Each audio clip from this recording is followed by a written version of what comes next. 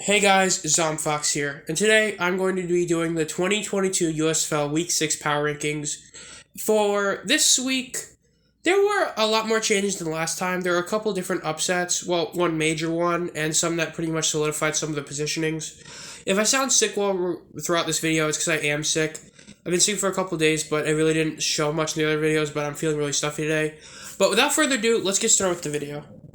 Coming in at number 8 as the worst team in the league is going to be the Houston Gamblers. There really isn't that much to say other than the fact that they lost to the Maulers, and that's pretty much the only reason they're this bad. I feel like if you lose to a team that hasn't won a game and you only have one win, you deserve to be here.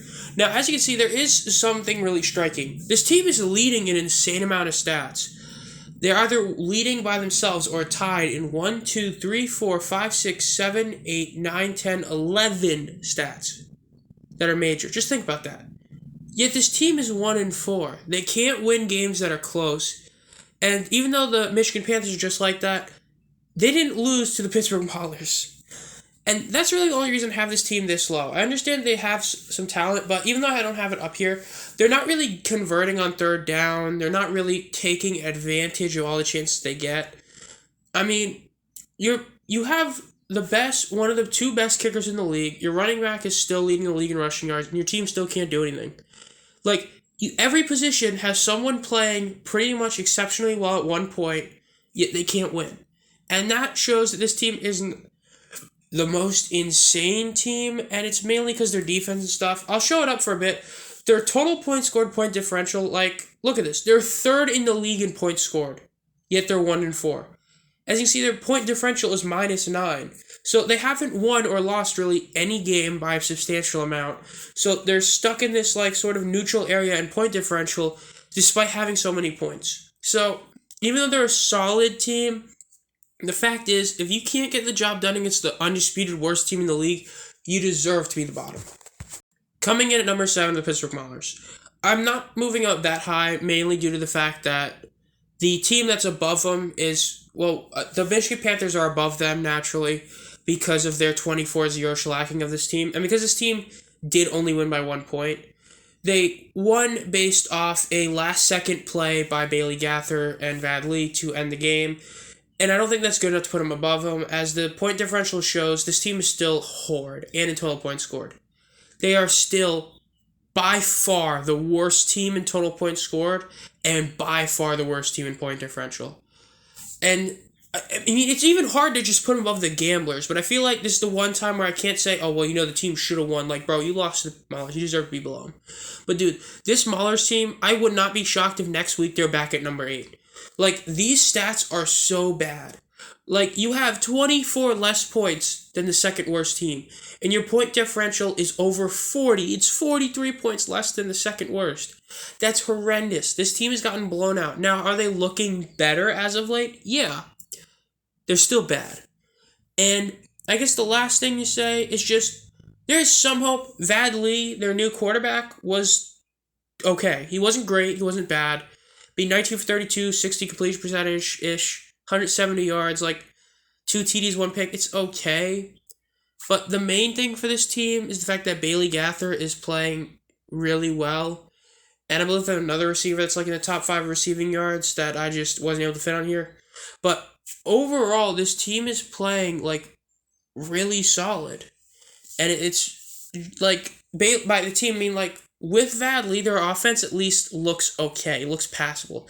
Bailey Gaither, legitimately, is probably the best receiver in this league. He, missed 2 weeks, I believe, and is still third, so really solid. But overall, this team is still pretty bad. They have to be 7th. They're so bad in statistics. But, hey, they beat someone, and they're above that team. Coming in at number 6 are the Michigan Panthers.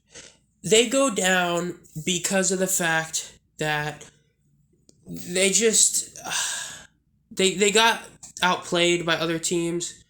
So let's just put it simply. They lost to the Tampa by 7 points, but they only lost due to a fumble on the last drive, which comes to the big thing about how this team seems to always have the ball at the end and just fumbles it away.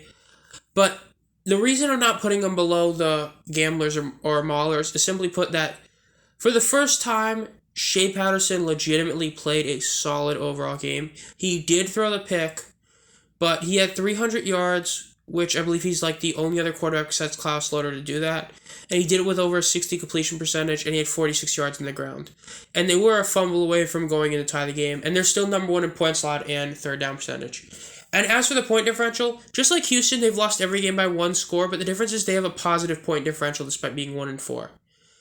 So, yeah, and plus their offense has put up 27 more points than Pittsburgh, or their total points scored is 27 more than Pittsburgh. So yeah, I'm putting them above both those teams.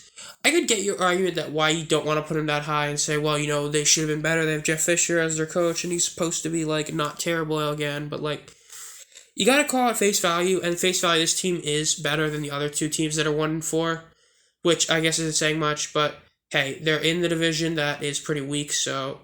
Well, in terms of weak, I mean, because the Stars' record is pretty bad, so... Hey, they have a shot, but for now, they're 6. Coming in at number 5 is going to be the Tampa Bay Bandits.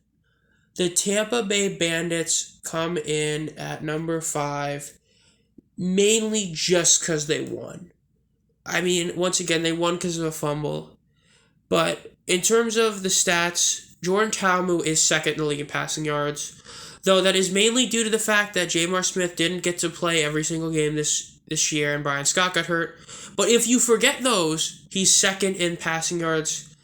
But this team's biggest flaws is that they're the worst team in turnover differential, and they're pretty bad on third down percentage. It's hard for me to put them above Michigan, but, I mean, this isn't like one of those games where the Panthers lost and it was by a 4-point game and it was because one play. It was a 7-point game, so they would have had OT. And mainly the fact that that Talmud did play a bit better, but mainly if you go look at their stats and stuff, they're pretty arguable to be below Michigan. They're literally below them in both total points scored and point differential. But I think that it's fine to put them higher now, mainly because this team is 3-2, so it is kind of hard to continuously justify putting a team with a good record high versus a team with a bad record, which is ironic given the next team. But I mean, they're 3-2 now. They seem to be on the right track again, and so for now, I'll keep them here at 5, and we'll see what happens next week. Coming in at number 4 is going to be the Philadelphia Stars. Once again, this team's just hard to look at. You look at their point differential, total points scored. They're tied for 4th, 5th, whatever you want to view it, with the Generals in total points scored. And they actually are the second worst team in point differential. But they're 2-3, and when you look at this team, especially in the most recent loss, it was to the Birmingham Stallions, who, I mean, not to be that guy, but I'm assuming you all know who's number 1 and it's them. So it's not like they got pwned. They did get beat really badly by 13, but once again, it's hard for me to look at them and say yeah, I can justifiably put them under these other teams. Case Cookus is still looking to be a decent quarterback, but their biggest weakness so far looks to be rushing. So far, they have not run the ball pretty much good in any game, but their new kicker was perfect, so there is that. I mean, once again, it's just, I don't know what to say about the Philadelphia Stars. They haven't shown me enough to justify putting them down. They haven't shown me enough to put them up. No team has shown enough to be under them, and no team has shown enough to be above them. They're as middle of the road as you can be, and it makes sense, since right now, with 2-3 record, they would be a playoff team. So it's just, they're here. That's pretty much all I can say. They are number 4, but they are as mid a team as you can get.